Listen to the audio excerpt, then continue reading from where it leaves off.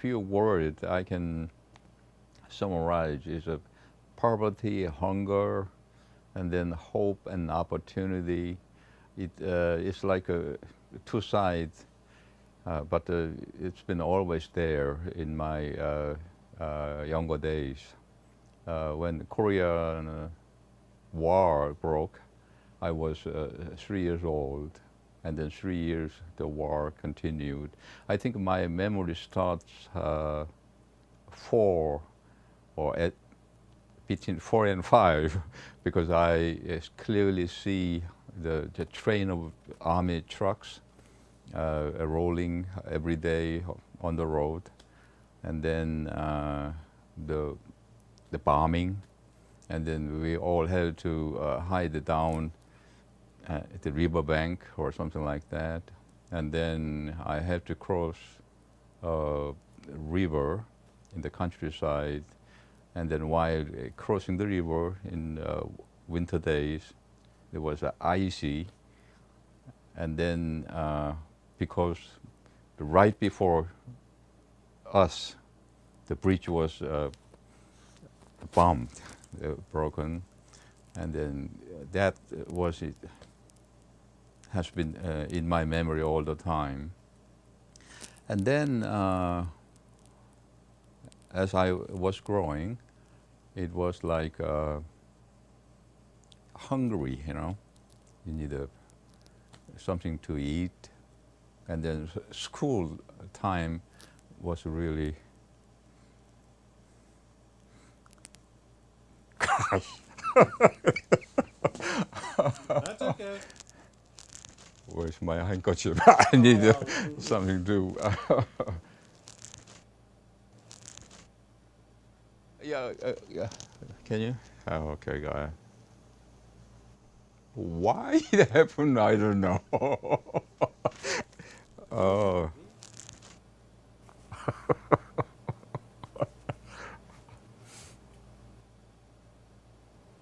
School time was the only time that you get lunchy, and then there's a big drums arrived in the schoolyard, and there's the powder, the milk, that was a drum, and then big letter, U.S. Army. Things were there, and then little can sometimes. I think it's rations, some pack, something like that.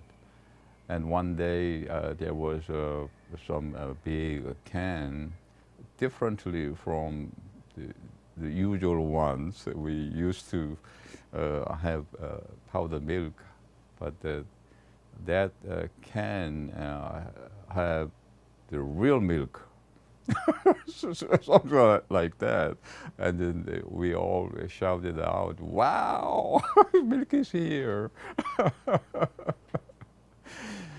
But it doesn't mean that school is the only place where we can get food.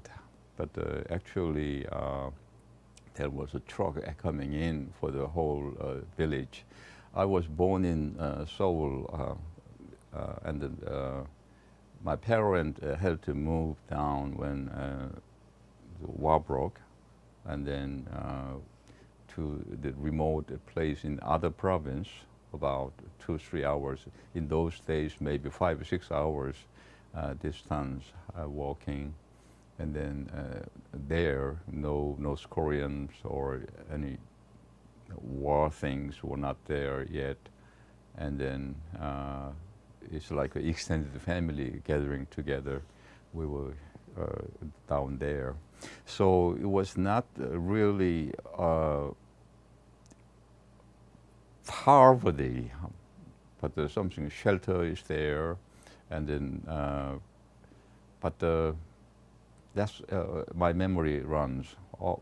We were looking for the food all the time, and then coming back home, sometimes mothers or the other family members were saying that no food yet, you know, and then, 4 or 5 years, 6-year-old boys and girls, we were all crying out, "Where are food? Where is mine?" Something like that. So poverty. And then in my middle school days, right in front of the school, there was a army camp. Army, the U.S. Army had a camp, and then barbed wire the camp itself. And then about 10 o'clock, I cannot forget that too. There's some smell which I never had it before. We didn't know, but it looks like something good. They were baking. We were all standing around by the fence. Imagine that, the middle schoolers standing outside the barbed wire. And then we were, what is that? What is that? Then one army with a cook, the hat, they came out and gave out the bread. Sometimes even these days, I'm quite eating well bread and milk things, but not many Koreans, they like to eat bread and drink milk things, you know. Then I always blame that because of the war, we were given a milk. we used to eating bread.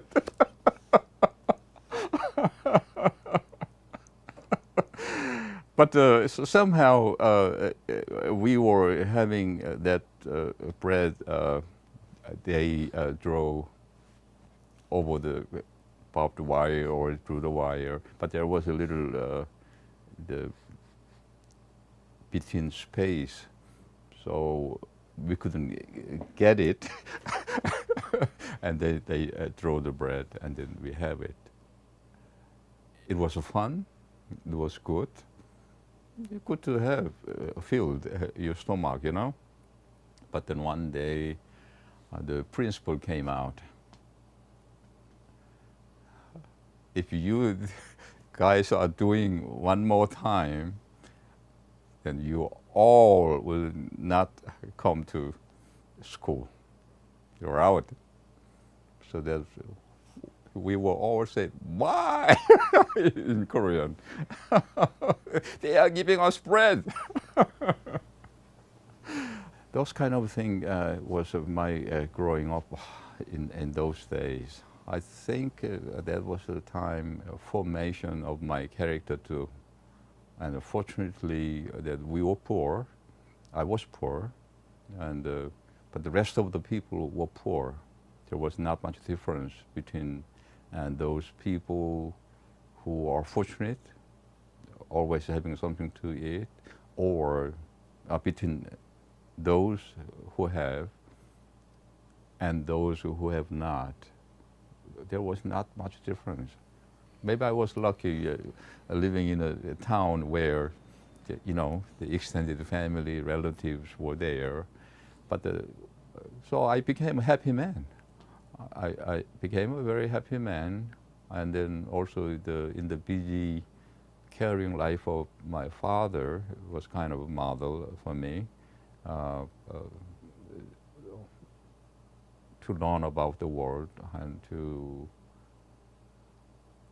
affirm the policy through the advice of my parents that this is life, and then but don't worry, you just work and follow the leader, something like that. That was it.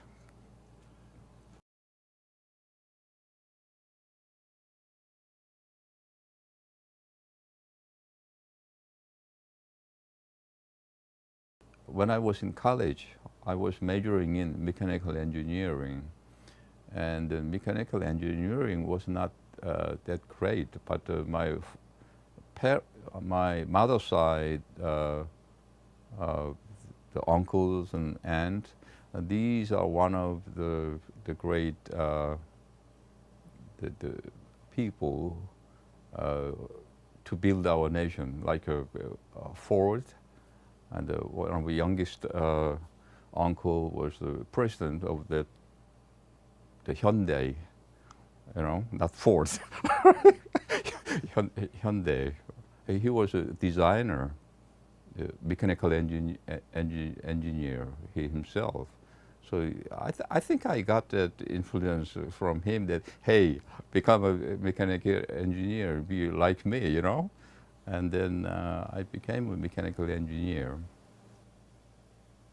And then there was two big Swiss business company came in, competing each other. And then by the time I graduate college, 71, and then these two companies were high-paying foreign company. I didn't know any others. And then there was one Korean company, Daewoo, that was one of the highest paying Korean company. And then these two Swiss company was better than that one. And I graduated college 71, but because of a compulsory military service, and I was enrolled in as a ROTC. And then 2.5 years I had to serve. By the time I graduated college, there was no vision at all for mechanical engineer. In 2 years later, all of a sudden, these two Swiss company and Daewoo, and growing Hyundai was not that great by then. So I got in. As soon as I got in, the one Swiss company, that company had some tax problem. So they had to close the door. So all of a sudden the people were leaving, but I just got in. So my policy is, I will see. I'm loyal. So I was the only one remaining in that big Swiss company. The manager, me, I just, you know, a 24-year-old man, he called me, BJ, tomorrow we will close the door, and you have no place to go, but I promise you, I will introduce you one great man, good partner with our company.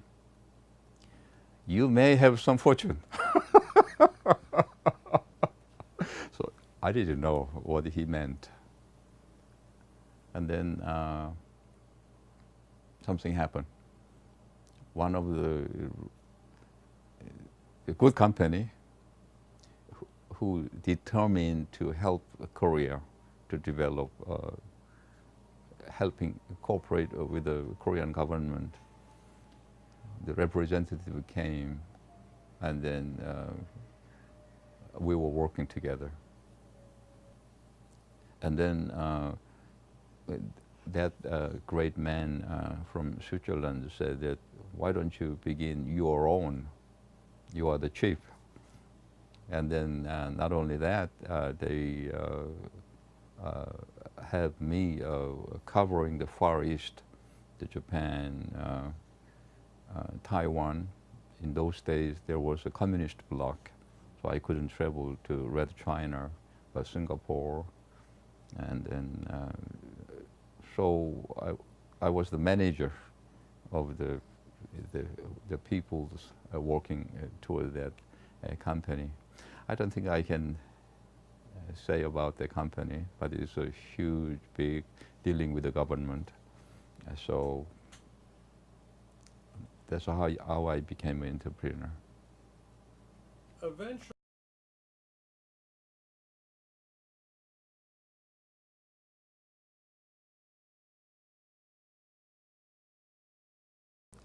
My aunt, mother's side, she married to a Marine officers, and then she was a pharmacist, and then she came over here to work for Robert Wood Johnson Hospital, and then 1968, when I was a sophomore in college, I think the United States opened the immigration door, and then she was one of the, I think, first, and then she came over as a family member. Then she wrote us a kind of a letter saying that America is great. We didn't know what is great. We've never been foreign, you know.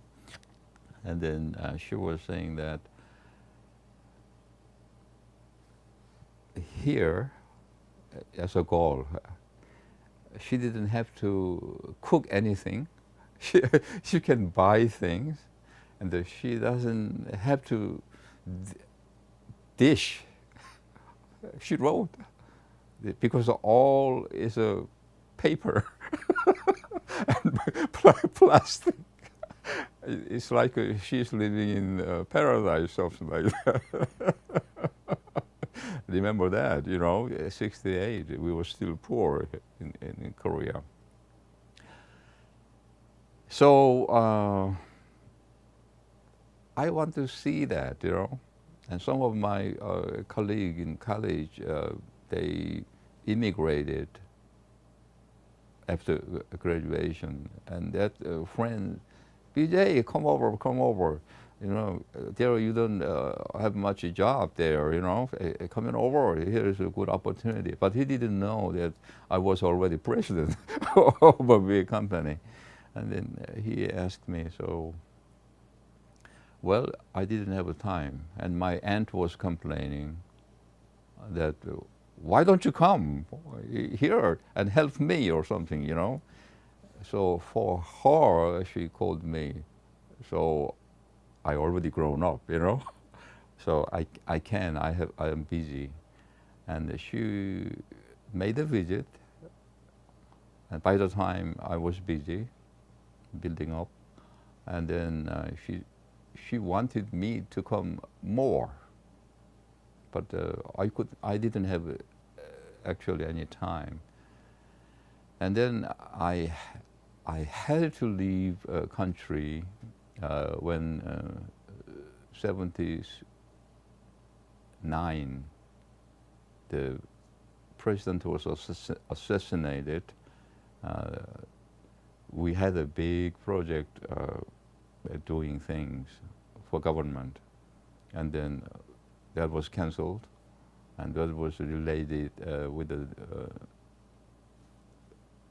former that the late president's project, and then somehow there was a turmoil, and then the company called me out, get out here as soon as possible. So I had to move to West Germany.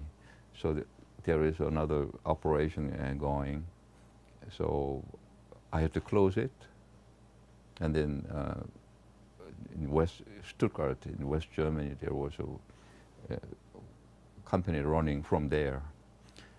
So covering the same area.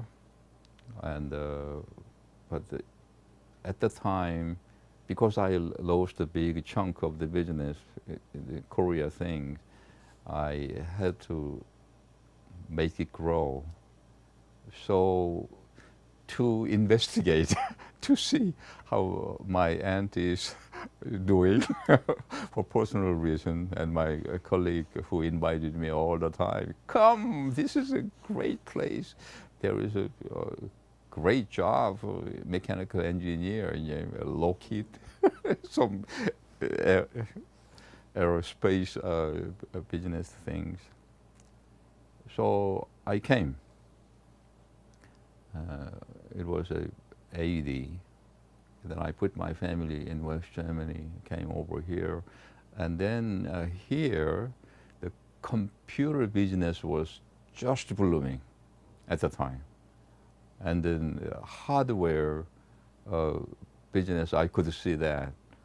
So I talked with the uncles, these people, and then why don't I have a business, some post here, and then we had a company. That's why I started my operation business here in America too. So America and West Germany, and then whatever the opportunity there for my company touch relating to Korea or relating to Japan or something, and then I was running. Whether good or not, I could survive. I was a happy man.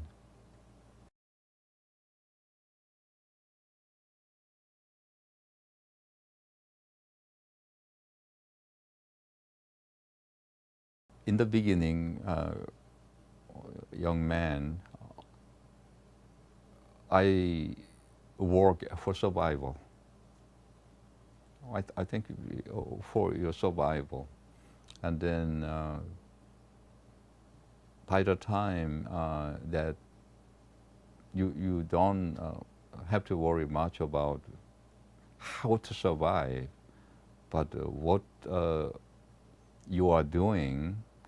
And then always the question was that while learning from like Switzerland or West Germany or England or America, there was something excitement coming. Oh, this is it. This is where the origin of what we knew, what we learned, something like that. But always, when you work hard and then living a certain time with the people there, then all the time that caused me to think, is that all that there is? This is one basic question I was asking to myself. What else? And what kind of life is that? In between, there was a time that my father, aging father, passed away.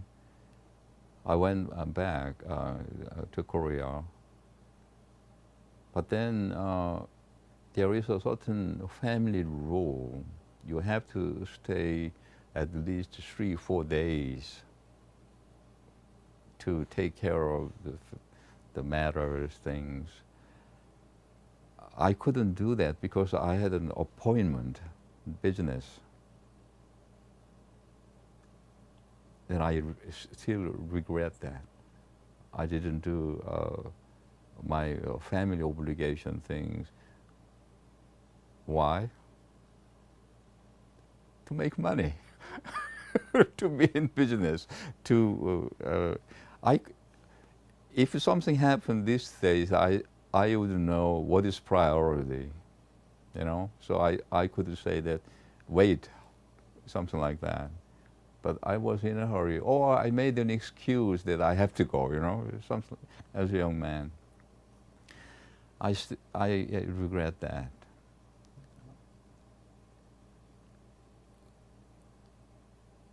And that gave me, after things done, not attending the family matter after my father's death, that raised the vigor voice. What is life? What is this? I was not a Christian. I was not a Christian in those days. But spending year-end, while the Christmas trees are lit everywhere, and then you stay put in a hotel in Europe without family, that made me think again, what is life? What's the purpose of this life? Something like that. So I pick up the book over the years. I finished up all this book. This is a new one.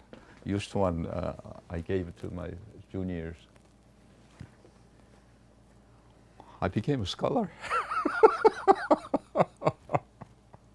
So but there was another question, God, you know.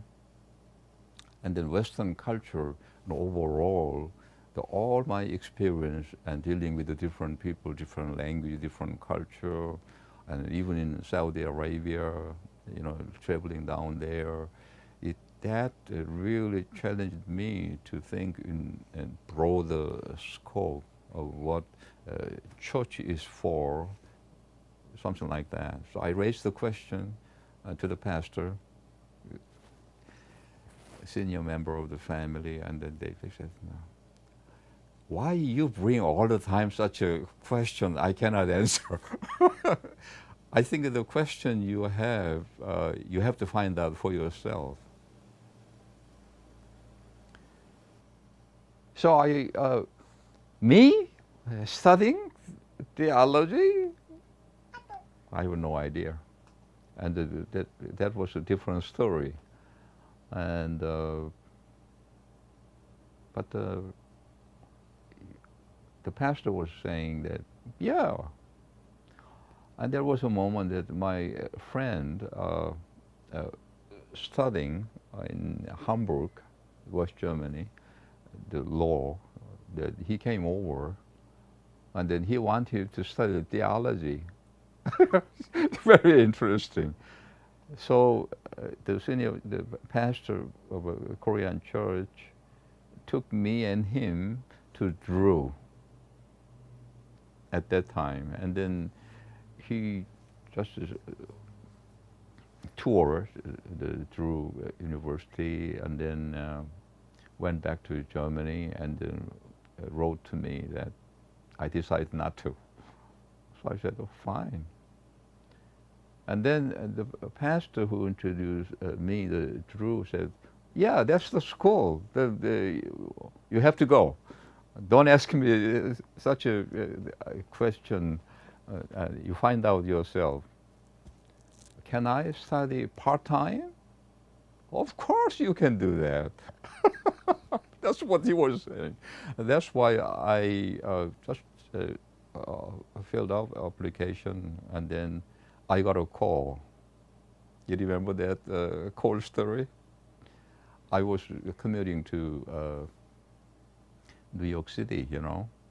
In front of the Hyatt Hotel, there's a Bowery building that I had an office there. So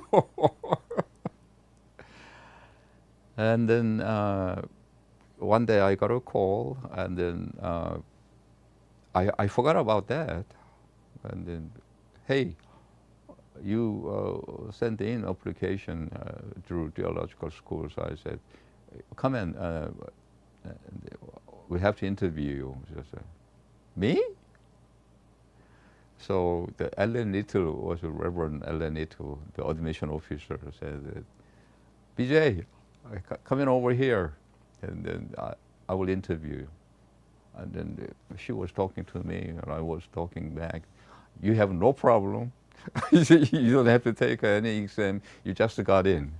So part-time I enrolled. The first day in the school, the people were talking about the calling.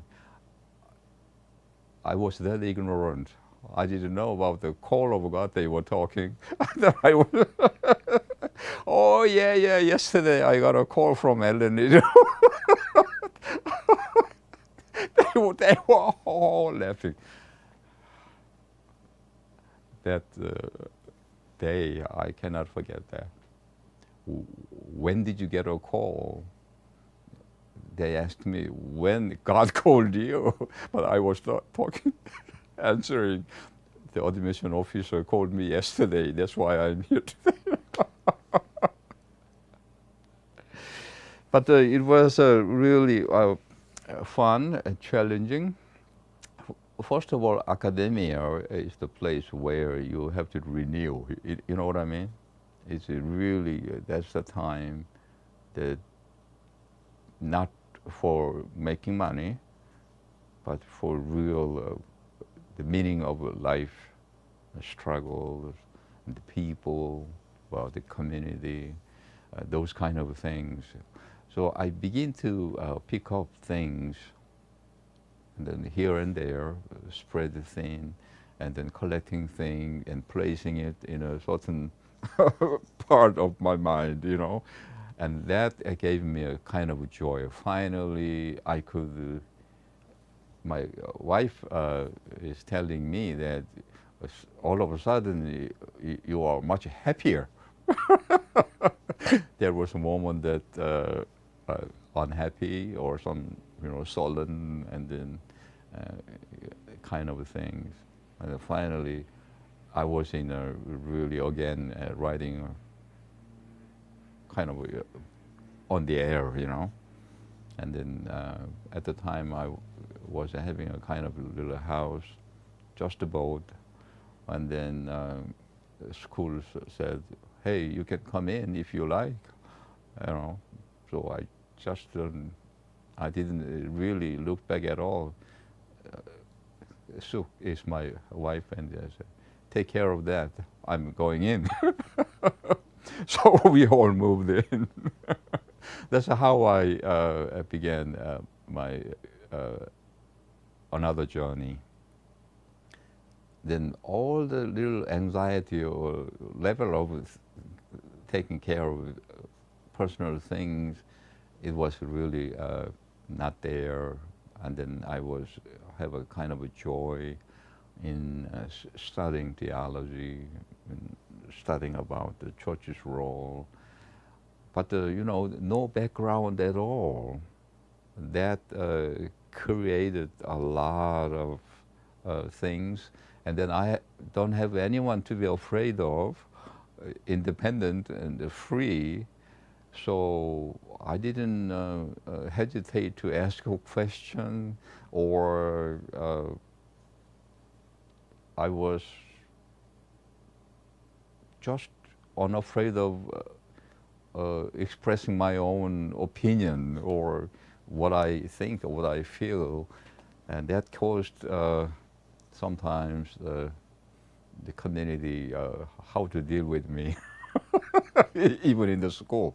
And then one day, professor called me after the one Church and Society class where the old theologians was, two classes were together, and then they were talking about the homosexuality things.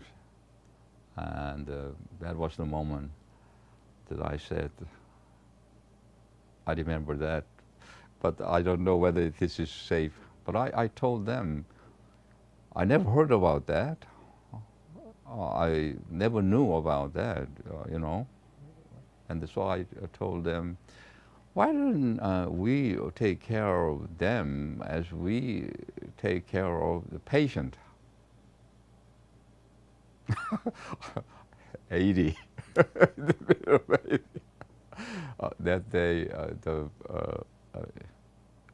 professor, the female professor, was, end of class, go back to your own things, you shut up. And I was not given any grade. I was in a hurry, devouring all the knowledge of things. All my credit was done. 2.5 years. I was not in the summa cum laude, but it was done, that class. What did I do wrong? What did we teach you? I didn't get it. I was in my own way. But then, because my credit was all done, they sent me to a church in Clifton. They already have a church for me, but no graduation because of that class. I don't know how I graduated, but somehow because of other things, and then my joy in this faith journey, that somehow helped, I think. I don't remember how I got that grade back, you know, and then that's how I started. So a lot of trial and error, a lot of things, but I was honest, and then genuine journey with a purpose. So every people in the church, elderly, you know, according to the Bible, it says that old man is your father, or the old woman is your mother, something like that. That really that way, you know, the three churches, the existing members, they loved me. The leaders especially loved my way of doing things in ministry. So they helped me, and that's how I came for today. But one thing, unforgettable moment is when I learned about our Methodist, the agency and organization. There is a UMCOR, United Methodist Committee on Relief. When my father getting a flour sack from the truck and then distribute in a village to each family evenly, fairly, you know what I mean? And then in flour sack there is two big hands shaking hand. And then UMCOR, elementary school I didn't know, but the middle school days still that flour sack coming from the States. And then always a big letter UMCOR. You remember that, the American flag man, you are wanted, or something, it's a similar image, you know. It came to me like that, UMCOR. When I became a United Methodist minister, gosh, I was fed by that flower, you know. And that was this United Methodist Committee on Relief, the helping agency, global ministry. So I sharing about my joy of becoming, you know, American church and a minister, and then exactly that 30-some years, 40-some years ago, if you sent $1 in that relief fund, that fed me. And I'm standing here today as a healthy, young, good minister before you. I love you. You loved me before. You didn't know me, but I'm a survivor by your love. That was my statement. And then I was digging out all the resources and helping, and then Sudan, the African nation, Ivory Coast, and that's what we've been doing all the time. So this is an ongoing journey, and I think the rest of my life I will do this mission work. I think, and truly I found the joy. And then my two children, a boy, you know, grew up and met a half Jewish girl, and then he himself leading a global family, and my daughter is really enjoying her life. They're all grown up, independent.